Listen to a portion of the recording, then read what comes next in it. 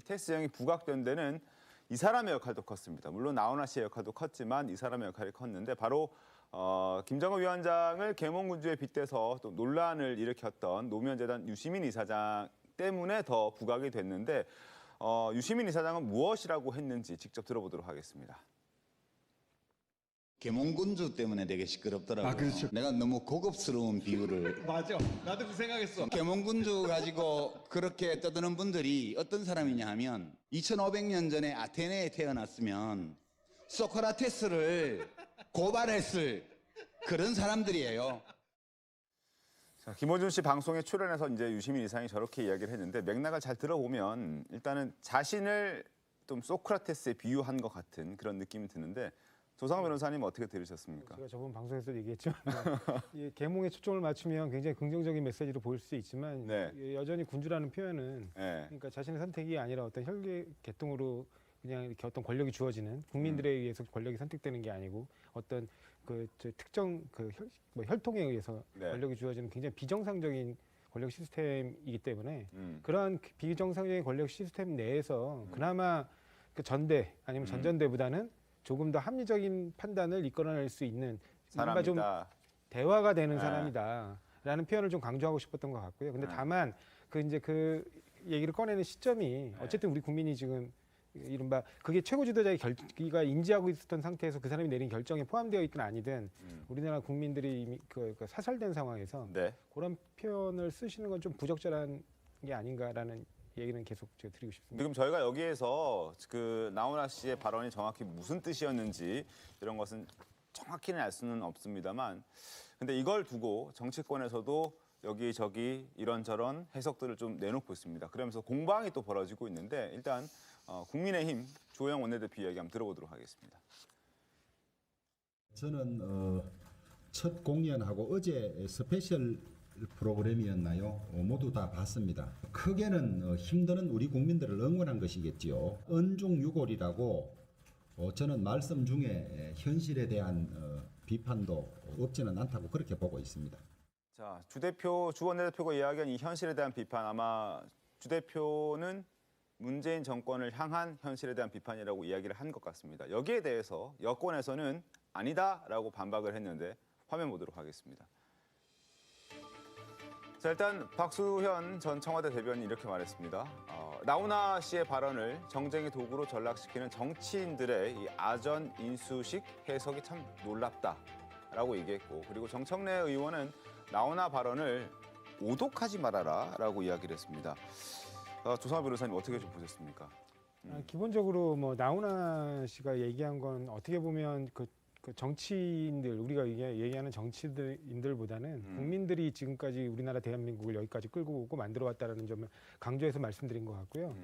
근데 참 저런 부분을 여야가 각자의 입장으로 끌었다 쓰는 건 좀 웃긴 것 같아요. 왜냐하면 그 나훈아 씨의 말 속에는 분명히 지금 정치권에 대한 비판적인 메시지가 없지 않다고 봅니다. 근데 그 메시지가 어느 정파를 향해 네네. 있다고 생각하지 않거든요. 여야를 모두 향한 것이 예, 그렇습니다. 예. 그래서 그러니까 저기서 지금 저분이 쓰셨던 말이 국민이 힘이 생기면 위정자가 생길 수 없다. 저 위정자라는 건 거짓된 정치를 하는 사람들은 얘기하는 거 아니겠습니까? 네. 우리가 흔히 쓰는 그 위알 위자 위정자는 아닌 것 같고 그렇게 되면 그런 거짓된 정치를 하는 사람들이 여야를 가리지 않고 현재 각자가 자기가 그 세상을 왜곡해서 거짓으로 이거 선동해서 끌어가는 모든 형태의 정치나 정쟁을 일삼는 그러한 정치 행태를 비판하는 것으로 보이는데 거기서 다시 이 문제를 가지고 또 똑같이 자신의 편의대로 그 메시지를 왜곡해서 거짓된 메시지로 사람들을 선동하고 그런 방식으로 끌고 간다는 게 좀 개탄스럽다는 생각이 듭니다. 알겠습니다. 자, 일단 나훈아 씨의 발언이 계속 주목을 받으면서 지금 정치권에서도 회자가 되고 있는데 한번 상황을 좀 지켜보도록 하겠습니다. 다음 주제 가도록 하겠습니다. 이번에는 어제부터 정말 정치권을 뜨겁게 달구고 있는 강경화 외교부 장관 관련 소식입니다. 이번 추석에 고향 못 가신 분들도 계실 테고 성묘 못 하신 분들도 계실 테고 집에서 가만히 방역을 위한다는 차원에서 집을 지켰던 분들 많이 계실 건데 그런데 지금 외교부 장관의 남편이 저렇게 해외로 가면서 저런 이야기를 남기고 갔다. 어떻게 국민들이 좀 받아들일 수 있을까요? 이게 사실은 그 외교부 장관이 한 조치는 우리나라 모든 국민들에게 드리는 당부거든요. 그러니까 이게 꼭 부부간의 관계의 문제는 아니라고 저는 생각합니다. 왜냐하면 네. 이분이 뭐 부부간에 뭐 어떤 그러니까 자기 배우자가 어떤 특정한 직업에 있다고 해서 자기 행동이 제약받아야 되냐 뭐 충분히 일리 있는 말씀일 수도 있어요. 그렇게 말할 수 있죠. 네, 근데 예. 지금 그 배우자가 이 외교 관계에서 그 입출국을 총괄하는 업무를 담당하고 있는 외교부 장관이고 그러니까요. 외교부 장관이 국민들에게 어떠한 당부의 명령을 내지는 부탁을 전 국민을 상대로 내려주신 거잖아요. 근데 그렇게 되면 일반 국민들이 따를 수도 있고 따르지 않을 수도 있겠죠, 물론. 근데 가족부터, 특히 배우자부터 그 조치에 대해서 전혀 개의치 않는다라는 반응을 보인다고 하면 일반 국민들 입장에서는 굉장히 그 어떤 허탈감 내지는 약간 뭐 불만이 생길 수밖에 없는 거 아니겠습니까? 그러니까요. 그러니까 그런 부분들에 대해서 고위공직자의 배우자, 특히 정무직 고위공직자의 배우자로서는 굉장히 부적절한 처신이라고 보이고요.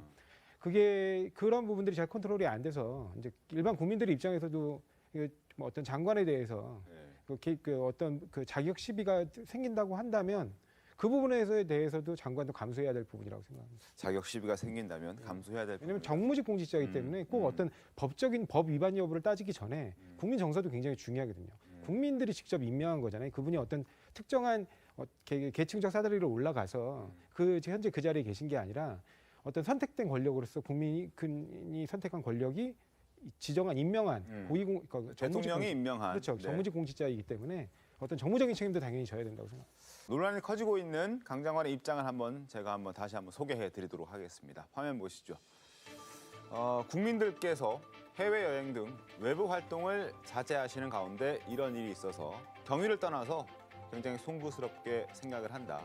그리고 남편이 워낙 오래 계획하고 미루다가 간 것이라서 귀국하라고 얘기하기에도 조금 어려운 상황이다라고 이야기를 했고 저 발언이 지금 다소 무책임하다 이러한 지적을 받고 있는 겁니다. 조성호 변호사님은 어떻게 보셨습니까?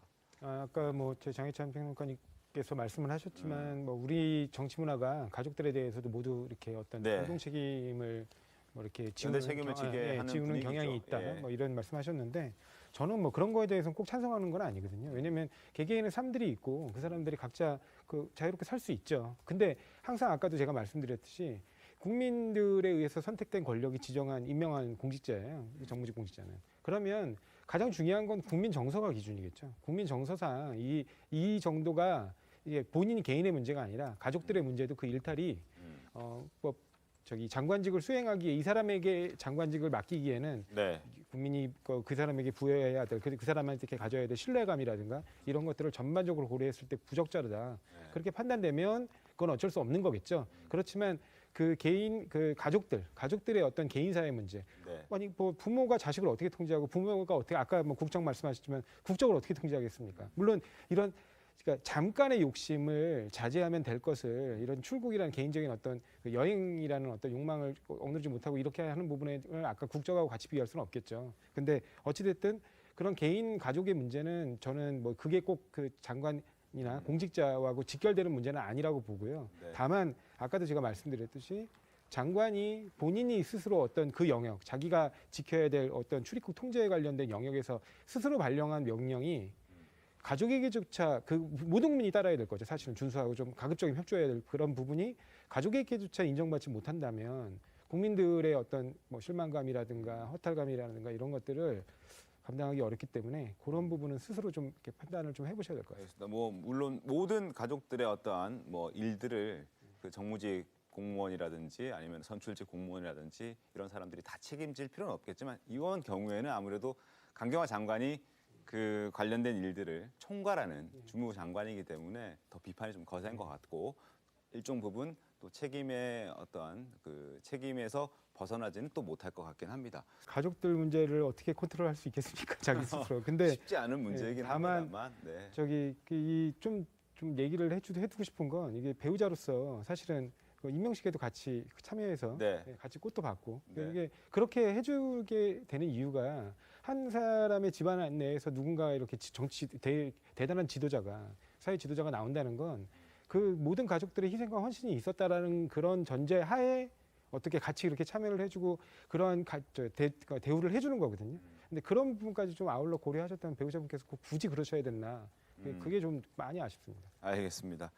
적절한 명분이 또 주어졌기 때문에 올해가 가기 전에 교체할 가능성이 대단히 높지 않을까 합니다. 교체할 가능성이 높아 보이고 또 교체를 해야만 한다라는 의견이 나왔는데 조성아 변호사님은 어떤 의견이십니까? 아까 제가 말씀드렸듯이 항상 이 부분에 대한해서 제가 이거 자체가 그러니까 가족 이슈 자체가 이분의 어떤 장관 수행직에 관한 어떤 부적절성을 보여주는 사례라고 저는 단정지어서 얘기할 수는 없다고 생각하거든요. 아까도 말씀드렸듯이 그렇지만 그 국민들의 어떤 국민들의 여론의 선택이 어떨 것이냐 그런 부분이 가장 크다고 보고요.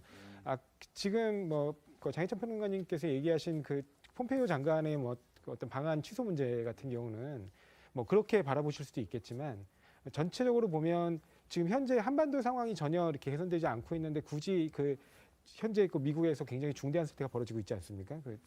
코로나 문제 때문에. 네. 그래서 사실 어떻게 보면 이제 대통령직 승계설 사위인데 그 사람이 어떤 외국 방문 일정이 이렇게 굉장히 복잡하게 얽혀질 필요가 없다는 판단 때문에 아마 취소된 것으로 보이고요. 다만 방일 일정은 그대로 남겨두고 있는 거는 미국에서 그러니까 이 중국과의 경계에서 그 확실한 협력 체계를 구축하고 있는 게 일본이지 않습니까? 그 일본과의 그 관계를 지속적으로 점검해 나가는 차원에서 그 예정된 방문을 그대로 소화하는 것으로 보입니다. 그러니까 그런 것 때문에 지금 강경화 장관의 대미 거치가 정책이 달라져야 된다. 그런 부분은 아닌 것으로 보입니다. 알겠습니다. 조성아 변호사님 어떤 의견이세요? 사실은 최순실 국정농단 사건이 벌어졌을 때 어떻게 이렇게 만약에 코로나 같은 위험한 상황이 벌어지면 어떻게 할 것이냐 그 부분에 관해서는 정부로서는 당연히 그 제안해야 되는 조치가 맞다고 생각하고요. 그 제안하는 조치가 정부의 선택이 비합리적이거나 논리모순적이거나 이해가 못 된다고 생각하지 않습니다. 물론 그러면서 집회 주최 측하고 충돌이 벌어졌을 가능성이 꽤 있겠죠. 그런데 아까 우리가 늘 이 지금 코로나 사태에서 항상 봐야 될 것은 모든 인권에 앞서서 국민의 생명권 이상 앞서는 인권은 없다는 겁니다. 생명권이 존재해야지만 그 부수적인 인권들이 다 발생하는 것이지 네. 국민의 생명과 안전이 담보되지 않는데 어떻게 인권을 얘기할 수 있겠습니까? 그렇기 때문에 특히 그 국민의 생명을 위협하는 전쟁 상황에서는 굉장히 많은 형태로 기본권이 제한되지 않습니까?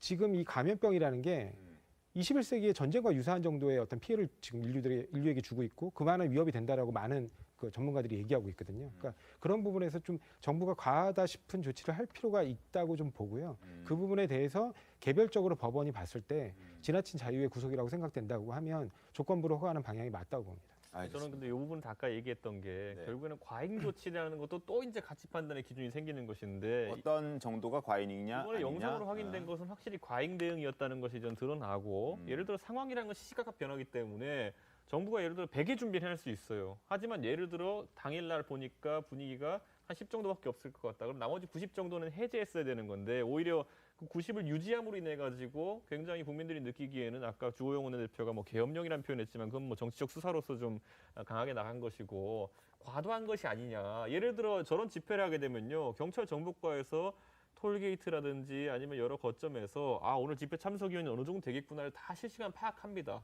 그런데 그렇게 했을 때 저런 광화문이라는 서울의 대표 상권 중 하나에 저렇게 둘러치고 꼭 했었어야 되느냐는 앞으로도 좀 평가해야 될 부분이 알겠습니다. 광화문을 방문했던 시민들도 제대로 거리를 활보하지 못해서 피해를 봤다 이렇게 목소리 주장을 하고 계시고 상인들 역시 마찬가지고 그런데 또 지하철 같은 경우에도 광화문이나 또 이제 시청 이런 곳은 아예 서지를 않았다고 합니다. 이런 부분은 조금 어떻게 좀 봐야 될까요? 너무 많은 피해가 발생하는 원래 그 주요 역에 무정차역으로 이렇게 지나가게 하는 방식으로 시위를 통제하거나 집회를 통제하는 것들은 과거에도 늘 써왔던 방식입니다. 근데 네. 아까 이준석 위원께서 좋은 말씀해 주셨는데, 그러니까 이 현장 상황에 따라 좀 탄력적으로 대응할 네. 필요가 있다는 데 대해서는 전적으로 공감을 하고요. 다만 최초에 저렇게 차벽을 쌓게 된 계기는 8.15 집회 네네. 때도 그러니까 애초에 예고된 인원에 훨씬 초과하는 인원들이 갑작스럽게 모이면서 통제가 불가능해진 그 탓이 컸거든요. 그렇기 때문에 그 신분증 검사나 기타 이제 법원에서 예외적으로 집회를 허가하는 때 부과하는 그 방역 조건을 준수할 때 필요한 게 출입 인원을 적절하게 통제하는 겁니다. 그래서 출입 인원이 적절하게 통제 가능한 범위 내에서 출입구를 좁히다 보니까 일반인들의 통행까지 불편해진 측면이 있거든요. 그래서 저렇게 특별히 이제 집회가 확장될 것으로 예상되지 않는다 그러면 현장 지휘관들이 좀 적절하고 탄력적인 판단을 했으면 좋겠고요. 그 부분에 대해서 좀 매뉴얼이 구체적으로 만들어줬으면 좋겠다라는 생각이 듭니다. 알겠습니다. 일단 전화번호를 남겼는데 보좌관에게 남겼는데 그것은 지시한 것은 아니다. 전달만 한 것이다라고 이야기한 것과 그리고 왜 그런 얘기를 했는지에 대해서 지금 이준석 위원께서 지적해 주신 부분에 대해서는 추 장관이 장문의 글을 쓰면서 거의 언급이 없었습니다. 보셨죠? 예. 어떻게 좀 평가하십니까? 아니, 사실은 뭐 네. 전화번호 줬으면 시킨 거죠.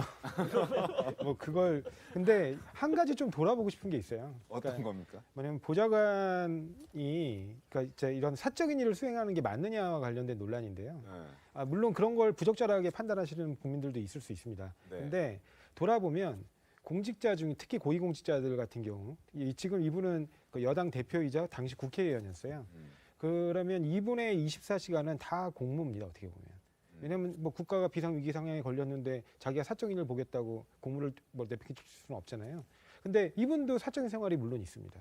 그리고 비서라는 존재는 공사의 구분 없이 어떤 이 사람의 모든 그 일정을 커버하고 챙기는 사람이거든요. 그러니까 어떻게 보면 처음부터 장관께서 솔직하게 접근했다면 과연 이렇게 크게 벌어질 일이었냐라는 싶은 생각은 드는 겁니다. 왜냐하면 뭐 어떤 국민들은 그거에 대해서 정치적으로 부적절하게 느끼실 수도 있겠지만 네. 이분이 만약에 그때 아들이 다쳐가지고 휴가 중 관련해가지고 어머니로서 신경을 써야 되는 상황인데 이분이 직접 신경을 쓰게 돼서 그때 소모되는 시간보다는 오히려 비서들에게 시켜. 왜냐하면 비서는 자기 일정 전부를 챙기는 사람이잖아요. 네. 비서에게 적절하게 시켜서 그걸 소화하게 하는 게 과연 꼭 부적절한 행동이냐, 또 거의 그게 정치적으로나 법적으로 문제되는 행동이냐, 그 부분에서 분명히 논란이 있을 수 있거든요. 그러니까 저는 그게 꼭 부적절한 행동이라고 보지는 않습니다. 근데 그 부분을 솔직하게 밝히고 이해를 구하고 만약에 그런 부분에 대해서 국민이 받아들이지 못할 부분이 있었다면 다음에 주의하겠다라는 정도로 넘어갔으면 됐을 문제인데 이 부분을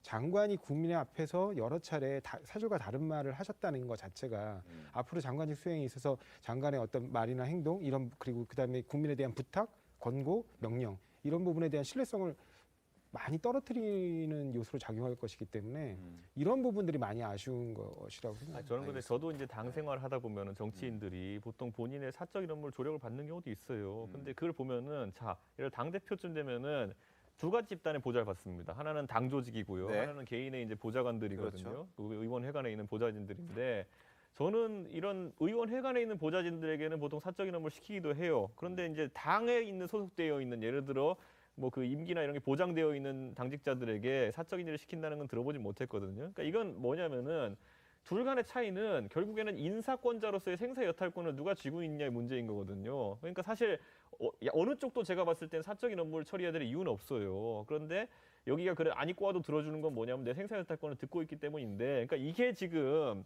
아주 안 좋은 우리 소위 말하는 문화이거든요. 근데 이걸 지금 추미애 장관이 했다. 그런데 문제가 없다라고 얘기하는 것은 그러면 대한민국 국민의 기준이 거깁니다. 왜냐하면 법무부 장관이니까. 앞으로 이거 갖고 하나도 문제 삼으면 안 됩니다. 예를 들어 뭐 기업 회장이 갑질 논란 무슨 소리야? 법무부 장관도 그러는데 무슨 소리야? 이러면 끝입니다. 예. 알겠습니다. 뭐 그런 지적들 뭐 지금 추미애 법무부 장관도 아마 알고는 있을 거라고. 검찰 가서 어떤 기업 생각합니다. 회장이 이제 그런 네. 것 때문에 뭐라 하겠습니까? 가가지고 야 장관도 그러더라. 다 사적 업무 시키더라. 이렇게 하면 되는 거 아닙니까? 그 기업 회장들이 다 사적 업무 시키죠. 비서한테는 사적 업무 네. 시킵니다. 그러면 그리고 뭐, 아까 그러면 안 말씀드렸듯이 된다니까요, 그러니까. 외교부 장관 같은 경우 저번에 특히 문제가 됐던 게 그 위안부 합의 때 본인이 바지가 찢어져가지고 바지 수선을 하러 본인이 직접 가셨다가 정작 중요한 위안부 합의 문제를 챙기지를 못하셨어요. 옛날 그 박근혜 정부 때. 그러니까 그 문제 때문에 굉장히 큰 논란이 그러니까 생겼거든요. 추미애 장관이 기준점을 거기에 설정하신 어디에 겁니다. 지금. 예, 그러니까 그게 어떤 부분에 대해서 그러면 그 24시간이 중요한 고위공직자가 어떤 부분에 그러면 방점을 둬야 되는지 그리고 그거에서 과연 만약에 그러면 바지 수선을 비서한테 맡기는 게 부적절한 건지 여부는 국민들이 알아서 판단하실 것 같습니다. 알겠습니다.